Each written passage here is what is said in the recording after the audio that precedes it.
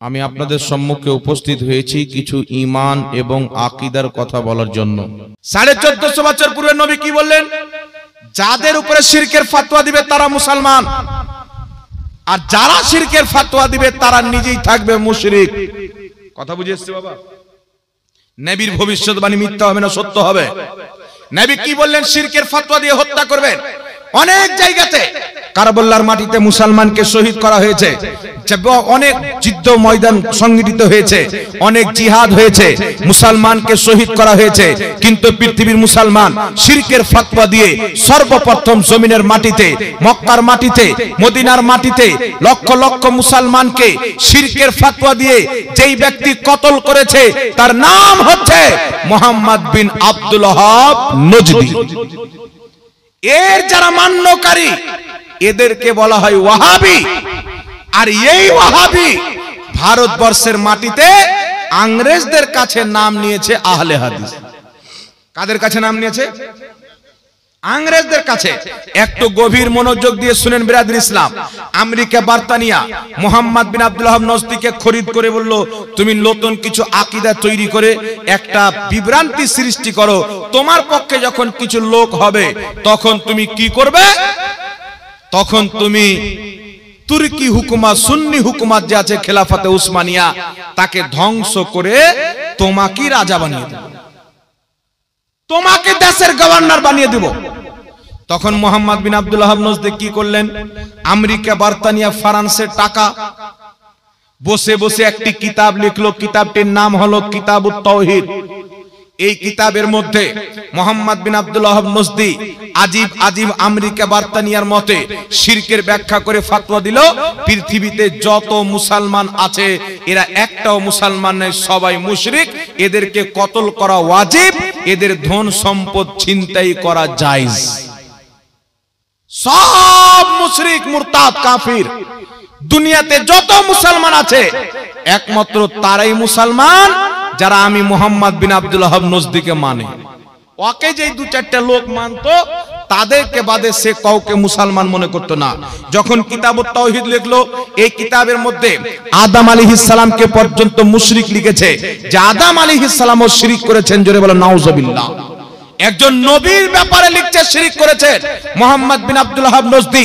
ওই কিতাবের মধ্যে ভুল ভাল শিরকের ব্যাখ্যা করে, বিদআতের ব্যাখ্যা করে মুসলমানের প্রতি ফতোয়া লাগালো। এই মুহাম্মদ বিন আব্দুল ওয়াহাব নজদির বাপ দাদা বহুত বড় লেভেলের আলিম ছিল, উঁচু পর্যায়ের আলিম ছিল, হাইফাই লেভেলের আলিম ছিল। গোটা আরবের লোক তাদেরকে মানতো, তাদেরকে সম্মান করত। আমেরিকা বার্তানিয়া চালাক বড় গোষ্ঠীর লোককে যদি হাতে করি, না হলেও কিছু লোক তার পক্ষে হবে। কথা বুঝতে পারছেন? না হলেও কিছু লোক তার পক্ষে হবে। মুহাম্মদ বিন আব্দুল ওয়াহাব নজদি কিতাবুত তাওহীদ লিখে যখন মানুষদের কাছে পেশ করলো, তার আপন ভাই তার কিতাবের রদ্দে কিতাব লিখেছেন, তার চাচারা ভাই তার প্রতি ফতোয়া লাগিয়েছেন, কিন্তু কিছু কিছু লোক তার নোংরা আকীদার সমর্থনে চলে আসলো। টাকার লোভে আমেরিকার ফান্ডিং, বার্তানিয়ার ফান্ডিং দিয়ে নিজের দিকে কিছু লোককে আকর্ষণ করে নিল। যখন কয়েক হাজার লোক তার পক্ষে হয়ে গেল, আমেরিকা বার্তানিয়ার ট্যাঙ্ক নিয়ে, গুলি নিয়ে, বম নিয়ে সে মক্কা মদিনার মাটিতে হামলা করলো। ওখানকার লক্ষ লক্ষ মুসলমানকে শহীদ করলো, কাবার ইমামকে শহীদ করলো, মসজিদে নববীর ইমামকে শহীদ করলো।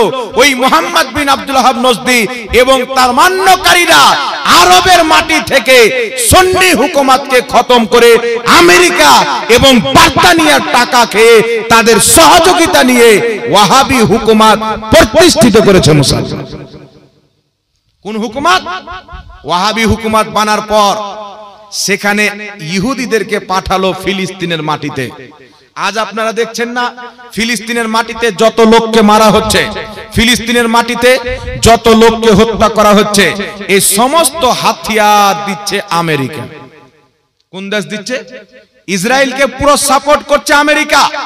ফিলিস্তিনকে নিস্তনাবুদ করার পর, ছোট ছোট বাচ্চাকে মারার পর, মহিলাদেরকে মারার পর, যখন ডোনাল্ড ট্রাম্প রিসেন্টলি সৌদি আরবে যাচ্ছে, কাতারে যাচ্ছে, তো সৌদি আরবের মহিলাদেরকে সাদা কাপড় পরিয়ে মাথার চুলকে ছিটিয়ে এইভাবে চুল ঘুরিয়ে ঘুরিয়ে ওই ডোনাল্ড ট্রাম্পের সামনে সৌদি আরবের মহিলাদেরকে এই ওয়াহাবি মতবাদের বাদশা মোহাম্মদ বিন সালমান লাচাচ্ছে আর তার স্বাগতম করছে, বলে নাউজুবিল্লাহ। তার গলাতে সোনার হার দিচ্ছে, তাকে নিয়ে মসজিদ দেখতে যাচ্ছে, বড় মসজিদে ঢুকে বলছে এটা আমাদের মসজিদ। তুর্কি যখন সে আসছে কাতারে, কাতারের বাদশা তাকে হাওয়াই জাহাজ গিফট করছেন। কাকে? যে মাসুম বাচ্চাকে হত্যা করেছে ফিলিস্তিনের ডোনাল্ড ট্রাম্প, এর মতন শয়তানকে তারা এত ইজ্জত করছে। কারণ মুসলমান এরা সহযোগিতা করছে আমেরিকাকে, এরা সহযোগিতা করছে ইসরায়েলকে। সৌদি আরব বলেন, দুবাই বলেন, কাতার বলেন, এরা সব হচ্ছে ইসরায়েলের দালাল। কারণ এদেরকে ওখানে বসিয়েছে এবং এদের রাজত্বকে টিকিয়ে রেখেছে একমাত্র আমেরিকা। কথা বুঝতে পারছেন বাবা? এদেরকে টিকিয়েছে, তৈরি করেছে আমেরিকা। তাই এখন পর্যন্ত তাদেরকে আমেরিকা ফান্ডিং করে। আমার কাছে মোবাইলে আমেরিকার পার্লামেন্টের ভিডিও আছে, একটু লক্ষ্য করে শুনেন। তারা বলছে ওয়াহাবি মতবাদকে আমরা এত ফান্ডিং করি, টাকা দিই, আমাদের কাজ হচ্ছে কি হয় না। ওয়াহাবি মতবাদ তারা কেন তৈরি করেছেন? এই পৃথিবীর মাটিতে ওয়াহাবি মতবাদ প্রতিষ্ঠিত করা মানে ইহুদি মতবাদ তৈরি করা। নাম আব্দুল গাফফার থাকবে কিন্তু আকীদা ইহুদির হবে, নাম সালমান থাকবে, নাম আপনার আব্দুর রাকিব থাকবে, নাম সেলিম থাকবে, নাম আপনার ফুরকান থাকবে, কিন্তু আকীদা ইহুদির থাকবে। মসজিদে নামাজ পড়বে, ভিতরকার আকীদা ইহুদির থাকবে। এই জন্য পৃথিবীর মুসলমান 1450 বছর থেকে নিয়ে আজ পর্যন্ত যত ইমাম, যত মুহাদ্দিস, যত ফকিহ আল্লাহর ব্যাপারে কেমন আকীদা রাখতে হবে কিতাব লিখেছেন, তারা সবাই লিখেছেন আল্লাহ হচ্ছে নিরাকার এবং আল্লাহর জন্য মিথ্যা বলা হচ্ছে অসম্ভব। কিন্তু ইহুদির আকীদা তাদের কিতাবে লেখা আছে আল্লাহ গডের হাত আছে, পাও আছে, শরীর আছে। খ্রিস্টানদের আকীদা তাদের বাইবেলে লেখা আছে আল্লাহ পাকের চোখ, নাক, দেহ, আকার, আকৃতি আছে। ওই ইহুদি খ্রিস্টানদের আকীদা কুরআন পাকের আয়াতের অপব্যাখ্যা করে বর্তমানে আহলে হাদিসরা প্রচার করে মুসলমানের ভিতরে ভরছে, ভরে না? এখন নাম মুসলমানের নামাজ পড়ছে মসজিদে গিয়ে, এদের আকীদা আল্লাহর আকার আকৃতি আছে, এদের আকীদা আল্লাহ আরশে বসে আছে, আরশ আল্লাহর জায়গা। আর ইসলামের আকীদা হলো আল্লাহ জায়গা থেকে পাক। কারণ জায়গা যখন ছিল না তখন আল্লাহ ছিল কিনা? কথা বলেন। জায়গা তো সৃষ্টি, জায়গা যখন ছিল না তখনও তো আল্লাহ ছিল। এই জন্য পৃথিবীর মুসলমান আল্লাহর আকার আকৃতি আছে, জিসিম দেহ আছে। এই দেহবাদী আকীদা আমেরিকা এবং খ্রিস্টানদের দেওয়া আকীদা, যেটা আহলে হাদিস প্রচার করে মানুষের মধ্যে ভরছেন। যদি কেউ মনে করে মৌলভী সাহেব হয়তো মিথ্যা বলছে, আমি চ্যালেঞ্জ করে বলতেছি আল্লাহর আকার আকৃতি আছে, আল্লাহর দেহ আছে। এই আকীদা আজ থেকে পূর্বের একজন ইমামের কিতাব থেকে যদি দেখাইতে পারে আমি তার গোলামি করতে প্রস্তুত আছি। যদি এটা মুসলমানের আকীদা হতো তাহলে পূর্বের ইমাম যারা আকীদার কিতাব লিখেছেন তারা এটা লিখতো কি লিখতো না? কথা বলেন, লিখতো কি লিখতো না? কিন্তু তারা কি লিখেছেন? 1200 বছর পূর্বের ইমাম, 1300 বছর পূর্বের ইমাম, 800 বছর পূর্বের ইমাম, 500 বছর পূর্বের ইমাম, 700 বছর পূর্বের ইমাম, 900 বছর পূর্বের ইমাম, এরা সবাই লিখেছেন আল্লাহ নিরাকার, মানুষ একটা বস্তু, আল্লাহ একটা বস্তু। মানুষ আকার আকৃতিতে উপস্থিত, আল্লাহ নিরাকারে উপস্থিত। জোরে বল সুবহানাল্লাহ। আল্লাহর কোনো আকার আকৃতি নাই। এটাই হচ্ছে ইসলামের আকীদা। কিন্তু ওয়াহাবিদের আকীদা কি? হাদিয়াতুল মাহদির মধ্যে আহলে হাদিসদের ইমাম ওয়াহিদুজ্জামান লিখতেছেন মানুষের যেমন হাত, পা, চোখ, নাক, কান, দেহ আছে, তেমন আল্লাহরও হাত, পা, চোখ, নাক, কান, দেহ আছে। বল নাউজুবিল্লাহ। এটি জোরে হয় না নাউজুবিল্লাহ? এই ইহুদির আকীদা মানুষের মধ্যে ভরছে, ইহুদির আকীদা মানুষের মধ্যে ভরছে। তাদের আকীদা হচ্ছে আরশ হচ্ছে আল্লাহর ঘর, আল্লাহ আরশে বসে আছে। কিন্তু পৃথিবীর মুসলমান তারা কোরআন পাকের অপব্যাখ্যা করে। পবিত্র কোরআনে রয়েছেন আর রহমানু আলাল আরশে ইস্তাওয়া, রহমান উনি যিনি আরশে ইস্তেওয়া করলেন, যেমন তার শানের যোগ্য। ইমাম মালিক বলছেন, হযরতে আলী বলছেন আল্লাহ কেমন ভাবে ইস্তেওয়া করেছেন আল্লাহ ছাড়া কেউ জানে না। কিন্তু ওয়াহাবি মতবাদের মৌলভী এই আয়াতে মুতাশাবিহাতের ব্যাখ্যা করছে কি, যে আল্লাহ আরশে বসে আছে। মানে জমিন আসমান বানিয়ে আল্লাহ থকে গেছেন, তারপর আরশে বসে আরাম নিচ্ছেন। নাউজুবিল্লাহ। তো আল্লাহ আরশে বসে থাকে যদি, তো আরশের দিক আছে কি নাই? আমি এখানে বসে আছি, ডান দিক আছে, বাম দিক আছে, নিচে আছে, উপর আছে, সামনে পিছনে 6টা দিক আছে কি নাই? তো আরশের উপর আছে, নিচ আছে, ডান সাইড আছে, বাম সাইড আছে, দিক আছে। আরশের দিক আছে, আর আরশ একটা জায়গা। আর ইসলামে আল্লাহ জায়গা থেকে পাক, আল্লাহ দিক থেকে পাক। কুল কায়নাতকে আল্লাহ বিষ্ঠন করে আছেন, কোন সৃষ্টি আল্লাহকে বিষ্ঠন করতে পারে না। হে পৃথিবীর মুসলমান, এই জন্য আপনার বিশ্ববিখ্যাত ইমাম ইবনে হাজার মক্কি বলতেছেন যে 4 মাযহাবে হানাফি, শাফি, মালিকি, হাম্বলি, সারা পৃথিবীর সমস্ত মুসলমান এই বিষয়ে একমত। যদি কোনো ব্যক্তি আল্লাহর জন্য জায়গা নির্ধারিত করে, যদি কোনো ব্যক্তি আল্লাহর দিক মানে, যদি কোনো ব্যক্তি আল্লাহর দেহ মানে, সকল মুসলমানের ঐক্যমতে ওই ব্যক্তি কাফির।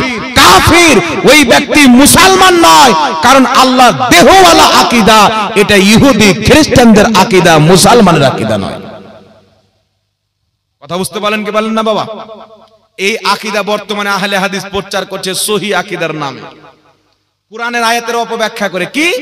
আল্লাহ কোরআনে হাতের কথা বলেছেন, পায়ের কথা বলেছেন, চেহারার কথা বলেছেন। তো হাত পা চেহারা আছে মানে আকার আকৃতি আছে নাকি? কিন্তু 1200-1300 বছর পূর্বের ইমাম মাতুরিদি তাফসিরে মাতুরিদির মধ্যে লিখতেছেন, আকীদার ইমাম বাইহাকি আল আসমা ওয়াস সিফাত কিতাবের মধ্যে লিখছেন, ইমাম নববী শারহে মুসলিমের মধ্যে লিখছেন, ইমাম ইবনে হাজার আসকালানী ফাতহুল বারির মধ্যে লিখছেন, আল্লাহ যেখানে হাত পা চেহারার কথা বলেছেন, এর দ্বারা আল্লাহ নিজের সিফাতকে বুঝেছেন, আকার আকৃতিকে নয়। কারণ আল্লাহর ব্যাপারে আকার আকৃতিওয়ালা আকীদা হলো অবৈধ এবং জাহান্নামী আকীদা। কথা বুঝতে পারছেন কি পারেন না? পূর্বের ইমাম যেগুলো ফয়সালা করেছেন সেইগুলোকে মানতে হবে। এখন 2024-এ ব্যাখ্যা করছে আমেরিকা যেমন টাকা দিল তেমন ব্যাখ্যা করে দিল। কথা বুঝতে পারছেন কি পারেন না বাবা? এইবার চলে আসেন আরেকটি কথা আপনার সম্মুখে বলি, তারপর চলে আসেন বাবা। এরা আসল ইসলামকে মিটিয়ে ইহুদিদের ইসলাম প্রতিষ্ঠিত করতে চায়। একটু আমার দিকে লক্ষ্য করেন পৃথিবীর মুসলমান, আহলে সুন্নাত ওয়াল জামাতের আকীদা কি? আহলে সুন্নাত ওয়াল জামাতের আকীদা হচ্ছে যে মানুষের বীর্য এটা হচ্ছে অপবিত্র, তাই না? এটা ইসলামের আকীদা, এটা ইসলামের বিশ্বাস যে মানুষের বীর্য হচ্ছে অপবিত্র। কিন্তু বর্তমানে আহলে হাদিস ইহুদিদের নিকটে মানুষের বীর্য পাক, আর আহলে হাদিসরাও মানুষের মধ্যে প্রচার করছে যে মানুষের বীর্য হচ্ছে পাক। জোরে বলো নাউজুবিল্লাহ। আর একটু জোরে হবে নাউজুবিল্লাহ। আরেকটি আপনাকে শুনিয়ে দিই, বুখারী শরীফ, ইমাম বুখারী রাহমাতুল্লাহ আলাইহি অধ্যায় কায়েম করেছেন। 2 হাতে মুসাফা করার চ্যাপ্টার বানার পর ইমাম বুখারী হাদিস নিয়েছেন সহিহ বুখারীর মধ্যে, হাদিস নাম্বার 6265। হযরতে আব্দুল্লাহ ইবনে মাসউদ বলছেন, আল্লাহর নবী আমাকে তাশাহুদ শিক্ষা দিলেন। এমনি অবস্থায় নবী মুস্তাফার 2 হাতের মাঝে আমার হাত ছিল, অর্থাৎ নবী 2 হাতে মুসাফা করে আমাকে তাশাহুদ শিক্ষা দিয়েছেন। বুখারী শরীফের হাদিস, মুসলিম শরীফের হাদিস। নবী মুস্তাফা 2 হাতে মুসাফা করেছেন, কিন্তু পৃথিবীর মুসলমান নবীর দেওয়া পদ্ধতিকে মিটিয়ে দিয়ে বর্তমান ওয়াহাবিরা আপনার ইহুদিদের পদ্ধতি, খ্রিস্টানদের পদ্ধতি অবলম্বন করে মানুষকে এক হাতে মুসাফা করতে পারে। ইহুদি খ্রিস্টানদের পদ্ধতি এটা কালচার আমাদের মধ্যে ভরতে চায়, কিন্তু আমার আপনার নবীর কালচার ছিল 2 হাতে মুসাফা করা। একটু জোরে হবে না সুবহানাল্লাহ? বুখারী মুসলিম হাদিস, 2 হাতে মুসাফা করা।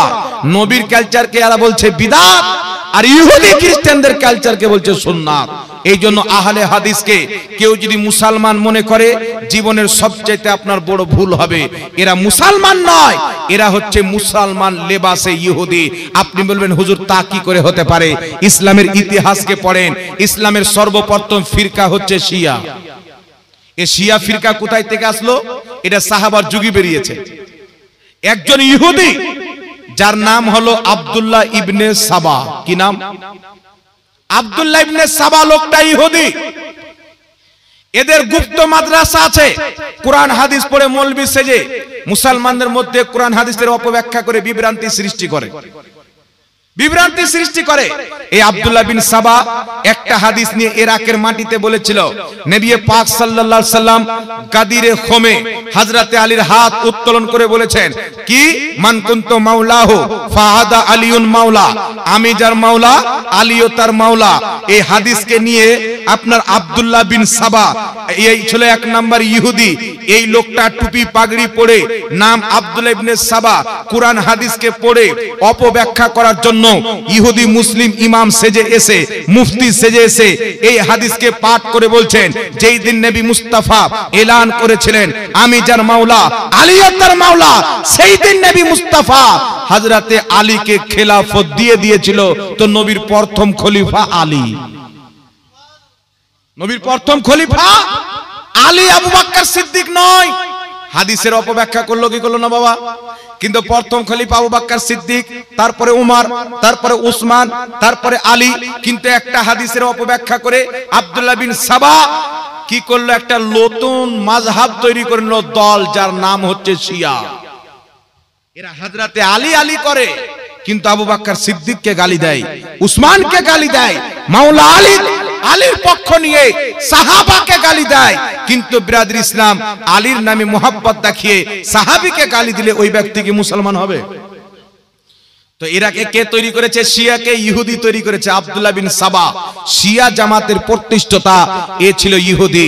হযরতে সালাহউদ্দিন আইয়ুবী মসজিদ আকসাকে যখন ফাতা করলেন, ছুটিয়ে নিলেন ইহুদিদের চঙ্গল থেকে, তখন তিনি 3000 চাইতে বেশি মৌলবীকে ফাঁসিতে ঝুলালেন। লোক জিজ্ঞাসা করলেন, হুজুর 3000 চাইতে বেশি আলিমকে আপনি ফাঁসিতে কেন ঝুলালেন? সালাহউদ্দিন আইয়ুবী বলেছিলেন, এদের মধ্যে কেউ মুসলমান ছিল না, এরা সবাই ছিল ইহুদি খ্রিস্টান। গুপ্ত মাদ্রাসায় কোরআন হাদিস পড়ে অপব্যাখ্যা করে মুসলমানদেরকে দলে দলে বিভক্ত করতে চাচ্ছিল, এবং কোরআন হাদিসের নামে ইহুদি আকীদা মুসলমানের মধ্যে ভরতো। আমি তাদেরকে হত্যা করে মুসলমানকে ফিতনা থেকে বাঁচিয়েছি। তো ইহুদি মৌলবি সেজে মানুষকে ধোঁকা দেয়, এটা আজ থেকে নয়, সাহাবার যুগ থেকে চলে আসছে। এই পৃথিবীর মুসলমান বাংলাদেশের মাটিতে 17 বছর ইমামতি করার পর লোকটা ধরা পড়ছে খ্রিস্টান, মুসলমান নয়। পাকিস্তানের মাটিতে দীর্ঘ বছর ইমামতি করার পর লোকটার ধরা পড়ছে ইহুদি, মুসলমান নয়। কত ইহুদি মার্কেটে এসে আপনার ইসলামের নামে, সহি আকীদার নামে নবী মুস্তাফার হাদিস পড়ে অপব্যাখ্যা করে মানুষের ঈমানকে ধ্বংস করে। এই পৃথিবীর মুসলমান। আর একটা উদাহরণ আপনার সামনে পেশ করি। আমরা মুসলমান যখন নামাজ পড়ি, নাভির নিচে হাত বেঁধে পড়ি। বাকি কিছু মুসলমান নামাজ পড়ে নাভির উপরে হাত বেঁধে, নাভির নিচে হাত বেনে, নাভির উপরে হাত বেনে। যেমন ফিলিস্তিনের মুসলমান, এরা সুন্নি, পীর মাননেওয়ালা, কিয়াম করনেওয়ালা, মিলাদ মানানেওয়ালা। কিন্তু ফিলিস্তিনের মুসলমান নাভির উপরে হাত বানে, কারণ নাভির উপরে হাত বানাও জায়েজ, নাভির নিচে হাত বানাও জায়েজ। কিন্তু বুকের উপরে পৃথিবীর কোন মুসলমান হাত বানে না। বুকের উপরে হাত বানা কোথায় থেকে আসলো? বুকের উপরে হাত বানার যত হাদিস আছে সব জাল এবং জয়ীফ আছে। আমি 3 বছর পূর্বে চ্যালেঞ্জ করেছি, যদি কোনো ব্যক্তি বুকের উপরে হাত বাঁধার একটা সহি হাদিস দিতে পারে, তাকে 10 লক্ষ টাকা পুরস্কার দেওয়া হবে। কিন্তু পৃথিবীর মুসলমান আজ পর্যন্ত দেখাতে পারেনি, কিয়ামত পর্যন্ত দেখাতে পারবে না। কারণ হচ্ছে বুকের উপরে হাত বানা এটা মুসলমানদের কালচার নয়, এটা ইহুদিদের কালচার। এটা আমার বক্তব্য নয়।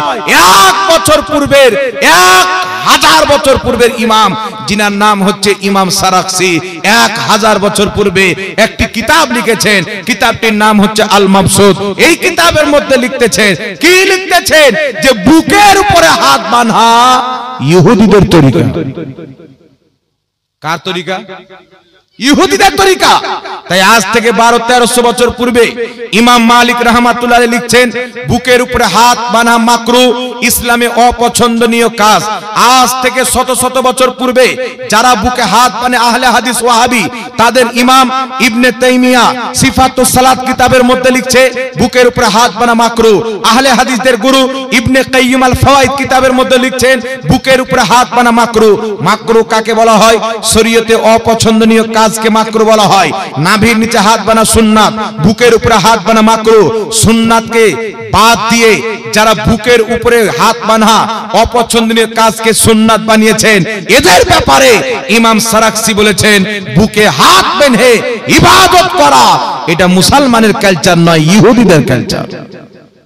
তো নামাজের মধ্যে ইহুদি নিজের কালচারকে ভরে দিয়েছে। কথা বুঝতে পারছেন বাবা? একটু জোরে বলেন, কথা বুঝতে পারছেন? আর একটা আপনাকে কথা বলে দিই, শুনেন, তারপরে শুনেন। ইহুদিরা জানে যে মুসলমানদের অস্ত্র তো একটা শক্তি আছে, সবচাইতে বড় শক্তি হচ্ছে মুসলমানদের দোয়া, রুহানি পাওয়ার, রুহানি শক্তি হচ্ছে দোয়া। এই জন্য পৃথিবীর মুসলমান ইহুদিরা চেষ্টা করছে দোয়াকে উঠিয়ে দেওয়ার। আজ দেখছেন না, জালসার পরে মৌলবি দোয়া করবে না, নামাজের পর দোয়া করবে না, জানাজার পর দোয়া করবে না, দাফন করার পর দোয়া করবে না, আবার বলবে বিদআত, যেন মুসলমান না করে। এইগুলো আসলো কোথায় থেকে? ইহুদির কাছ থেকে। যেইগুলো মৌলবি বলে ফরজ নামাজের পর হাত তুলে দোয়া করা যাবে না, যত পৃথিবীর মৌলবি আছে সারা পৃথিবীর আহলে হাদিসকে আমি চ্যালেঞ্জ করছি, মুসলমান যদি হিম্মত থাকে জলঙ্গির বিমল দাসের বেটাকে রেডি করো, ফেস টু ফেস বসো। যদি ফরজ নামাজের পর সবাই মিলে হাত তুলে দোয়া করাকে কেউ বিদআত প্রমাণ করতে পারে, তার গোলামি করতে প্রস্তুত আছে। আমরা প্রমাণ করব ফরজ নামাজের পর হাত তুলে দোয়া করা মুহাম্মদ রাসূলুল্লাহর তরিকা, আমাদের নবীর তরিকা। কেমন করে নবীর তরিকা হলো একটু লক্ষ্য করে শুনেন। বাংলাদেশে কিছু মৌলবি আছে, দেখবেন কাজ্জাব বিন ইহুদি, এ আছে, এর কয়েকটা বেটা আছে, এরা দুয়া উঠিয়ে দেওয়ার ধান্দাতে লাগা আছে। খেয়ে না খেয়ে সব বাদ দিয়ে দুয়া কি করে উঠানো যায়। কিন্তু আমার আপনার নবী কি বলেছেন পৃথিবীর মুসলমান? আমি আপনাকে মাত্র 3টি হাদিস শোনাতে চাই। সহিহ বুখারীর মধ্যে হাদিস, সাহাবায়ে কেরাম গিয়ে বলেন, ইয়া রাসূলুল্লাহ বৃষ্টি বন্ধ হয়ে গেছে, বৃষ্টির ব্যবস্থা করেন। নবী সবাইকে নিয়ে হাত তুলে বৃষ্টির জন্য দোয়া করেছেন। তারপরে চলে আসেন আবু দাউদের হাদিস, রাসূল পাক বলছেন তোমরা নিজের বিপদ আপদের জন্য যখনই আল্লাহর কাছে দোয়া করবে, দুইখানা হাতকে উত্তোলন করে দোয়া করবে। আল্লাহর নবী বলেছেন, মুআজামুল কাবীর তাবরানির মধ্যে হাদিসটি সহিহ সনদে বর্ণিত, রাসূল পাক বলছেন যখনই মুসলমান দলবদ্ধ হয়ে একত্রিত হয়ে সবাই মিলে হাতকে উত্তোলন করে, একজন দোয়া করে, বাকি সবাই আমিন বলে, আল্লাহ তাবারাক ওয়া তাআলা অবশ্যই তাদের দোয়া কবুল করে নেয়।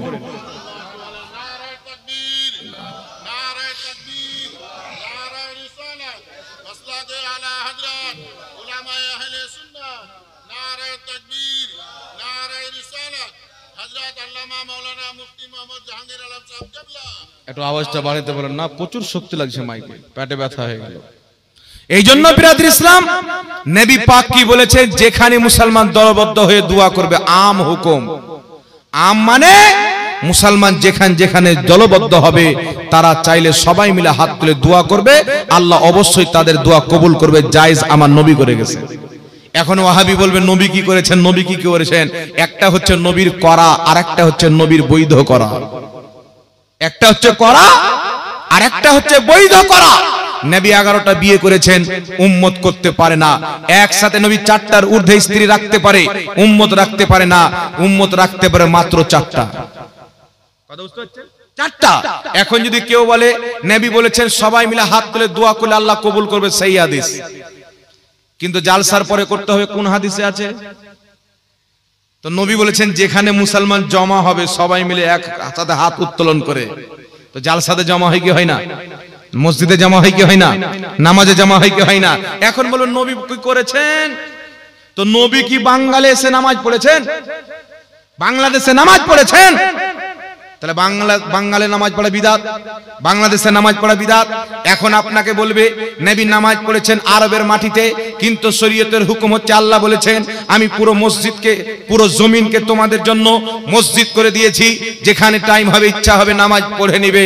এখান থেকে বুঝে যায় পুরো দুনিয়ার মসজিদই হচ্ছে, জমিন হচ্ছে নামাজ পড়ার যোগ্য। এখান থেকে বোঝা যায়। তো নবী পাক বলেছেন যেখানে মুসলমান দলবদ্ধ হয়ে সবাই মিলে হাত তুলে দোয়া করবে, এই হাদিস থেকে বোঝা যায় যেখানে মুসলমান দলবদ্ধ হবে সেখানে হাত তুলে দোয়া করলে নবীর হুকুমে আমল হবে। কথা বুঝতে? এবার কেউ যদি বলে নবী কি করেছেন, তো নবী কি বাঙালি এসে নামাজ পড়েছেন? দেখাও যদি নবী বাংলাতে এসে নামাজ না পড়ে তো তুই কেন পড়ছিস? নবী যদি বুখারী না পড়ে থাকেন তুই কেন পড়ছিস? নবী যদি বাংলাদেশে নামাজ না পড়ে তুই কেন পড়ছিস? বলবে সারা পৃথিবীর মুমিনদের জন্য আল্লাহ নামাজকে ফরজ করেছেন। আল্লাহ বলছেন হে ঈমানদার, তোমাদের জন্য নামাজকে ফরজ করলাম। ঈমানদার যেই হবে তাকে নামাজ পড়তে হবে, আল্লাহ ফরজ করেছেন। নবী বলেছেন যখনই মুসলমান সবাই মিলে হাত তুলে দোয়া করবে, আল্লাহ তার দোয়া অবশ্যই কবুল করবে। তো যেখানে মুসলমান জমা হবে সেখানে দোয়া করা নবীর হাদিস মোতাবেক জায়েজ হবে। বলেন সুবহানাল্লাহ। বিদআত কাকে বলে শয়তান এটাই জানে না। বিদআত বলা হয় এমন কোন আকীদা, এমন কোন কর্ম যেটা কোরআন পাকের খেলাফ বা হাদিসের বিপরীত বা সাহাবার আমলের বিপরীত, এই কাজকে বিদআত বলা হয়। এরা বলছে ফরজ নামাজ পড়ে দোয়া করা যাবে না, ফরজ নামাজ পড়ে দোয়া করা যাবে না। কিন্তু পৃথিবীর মুসলমান দেখবেন সমাজে কিছু লোক আছে নামাজ পড়ে নিলে যেমন আজান শুনে শয়তান পালায়, ইমাম সাহেব যেমনই হাত তুলবে দাড়িওয়ালা টুপিওয়ালা শয়তান পালিয়ে যাবে। আছে না এরকম? কি যারা ফরজ নামাজের পর হাত তুলে দোয়া করাকে বিদআত এবং নাজায়েজ মনে করে, গুনহার কাজ মনে করে পালায়, খোদার কসম খেয়ে বলি এরা শয়তানের চাইতেও জঘন্য, এরা মুসলমানের বাচ্চা হতে পারে না, এরা ইহুদি খ্রিস্টানদের বাচ্চা হতে পারে। কারণ ফরজ নামাজের পর আমার নবী কি বলেছেন? কিতাবটির নাম আমালুল ইয়াউমি ওয়াল লাইল, লেখকের নাম ইমাম ইবনু সুন্নি রাহিমাহুল্লাহ। ইনি সনদ সহ হাদিস নিয়েছেন। রাসূল পাক বলছেন তোমরা প্রত্যেক ফরজ নামাজের পর হাত তুলে দোয়া করো। সুবহানাল্লাহ বলো। তুমি নয় তোমরা, মানে তোমরা সবাই ফরজ নামাজের পর, প্রত্যেক ফরজ নামাজের পর কুল্লু দুবুরে সালাতিন, প্রত্যেক ফরজ নামাজের পর তোমরা সবাই হাত তুলে দোয়া করো। এই হাদিস থেকে বোঝা গেল প্রত্যেক ফরজ নামাজের পর সবাই মিলে হাত তুলে দোয়া করতে আমার নবী মুস্তাফা আদেশ করেছেন। জোরে বলেন সুবহানাল্লাহ। আরেকটি হাদিস শুনেন, মুআজামুল কাবীর তাবরানির মধ্যে হাদিস, মাজমাউস সাওয়াইদের মধ্যে ইমাম হাইসামি হাদিসটি উল্লেখ করেছেন। ইমাম হাইসামি হাদিসটি উল্লেখ করে বলছেন রিজালুহু সিকাত, এই হাদিসের সমস্ত বর্ণনাকারী সহিহ। নবী পাকের সাহাবী আব্দুল্লাহ ইবনে জুবাইর দেখছেন একজন ব্যক্তি নামাজের মধ্যে হাত তুলে দোয়া করছেন। সেই ব্যক্তির নামাজ যখন কমপ্লিট হলো, আব্দুল্লাহ ইবনে জুবাইর বলছেন এই লোকটা শোনো, আমার নবী মুস্তাফা নামাজের মধ্যে হাত তুলে দোয়া করতেন না, নামাজ শেষ করার পর দয়ার নবী মায়ের নবী রাফা ইয়াদাইহি, নিজের দুইখানা হাতকে উত্তোলন করে দোয়া করতেন। জোরে বলেন সুবহানাল্লাহ। তো নবী নামাজ শেষ করে হাত তুলে দোয়া করেছেন। ইমাম ইবনে আবি হাতিম তাফসিরে আবি হাতিমের মধ্যে সহিহ সনদে হাদিসটি উল্লেখ করেছেন।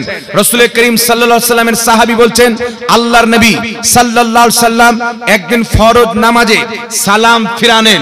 সালাম ফিরানোর পর রাফা ইয়াদাইহি, নিজের দুইখানা হাতকে উত্তোলন করলেন। ওয়া দাআ, তারপরে আল্লাহর নবী দোয়া করলেন। জোরে বল সুবহানাল্লাহ। এই মর্মে একটা নয় দুটা নয়, আমি অধম কম পক্ষে 11টির চাইতে বেশি হাদিস পেয়েছি মুসলমান। তারপর আরেকটি হাদিস আপনাকে শুনিয়ে দিই। কিতাবটির নাম আল বিদায়া ওয়ান নিহায়া, লেখকের নাম ইমাম ইবনে কাসির। কিতাবটির নাম তারিখে তাবারি, লেখকের নাম ইমাম তাবারি রাহমাতুল্লাহ আলাইহি। এইগুলি কিতাবের মধ্যে সনদ সহ হাদিসটি উল্লেখ রয়েছেন। নবী পাকের সাহাবী আলা বিন হাজরামি একদিন ফজরের নামাজ পড়াচ্ছেন, পিছনে শত শত সাহাবী আছেন। ফজরের নামাজে সালাম ফিরানোর পর ঘুটনার উপরে ভর দিয়ে বসলেন। রাফা ইয়াদাইহি, তারপরে দুইখানা হাত উত্তোলন করে দোয়া করতে লাগলেন। পিছনে শত শত সাহাবী যিনারা মুক্তাদি ছিলেন, তিনারা যখন দেখছেন ইমাম আলা বিন হাজরামি হাত তুলে দোয়া করছেন, প্রত্যেক সাহাবী নিজের হাতকে উত্তোলন করে তারাও দোয়া করতে আরম্ভ করলেন। এত লম্বা দোয়া করলেন যে সূর্য বেরিয়ে চলে আসলো। জোরে বলো সুবহানাল্লাহ। তো সাহাবায়ে কেরাম ফরজ নামাজের পর সবাই মিলে হাত তুলে দোয়া করেছেন। সুবহানাল্লাহ হবে না? এখন যদি কোনো গাঁজাখোর মাতাল বলে ফরজ নামাজের পর দোয়া করা যাবে না, বলছে আমরা আহলে হাদিস। কিন্তু বিরাদরি ইসলাম, হাদিসের মধ্যে আছে নবী হাত তুলে দোয়া করেছেন ফরজ নামাজের পর, সবাইকে দোয়া করতে বলেছেন। 5 ওয়াক্তের ফরজ নামাজের পর নবী দোয়া করতে বলেছেন, সাহাবা সবাই মিলে দোয়া করেছেন। সম্মিলিত দোয়া রাসূল পাক বলেছেন যেখানে মুসলমান জমা হবে সবাই মিলে দোয়া করবে হাত উত্তোলন করে, আল্লাহ তাদের দোয়াকে কবুল করবে। বুঝা কি গেল? ফরজ নামাজের পর জালসা জুলুসে সবাই মিলে হাত তুলে দোয়া করা নবীর আদেশ। জোরে বল সুবহানাল্লাহ। তো যারা দোয়া করলো তারা নবীর শরীয়তকে মানলো, আর যারা দোয়াকে অবৈধ মনে করলো তারা ইহুদি খ্রিস্টানদের শরীয়ত মানলো, আমেরিকার ফান্ডিং এর শরীয়তকে মানলো, ইসরায়েলের ফান্ডিং এর শরীয়তকে মানলো। তো ওয়াহাবিরা ইসরায়েলের শরীয়তকে মানে, ইহুদি খ্রিস্টানদের তরিকাকে মানে, সুন্নি জামাত মান্যকারী মুহাম্মদ রাসূলুল্লাহর তরিকাকে মানে। আর একটু জোরে হবে না সুবহানাল্লাহ?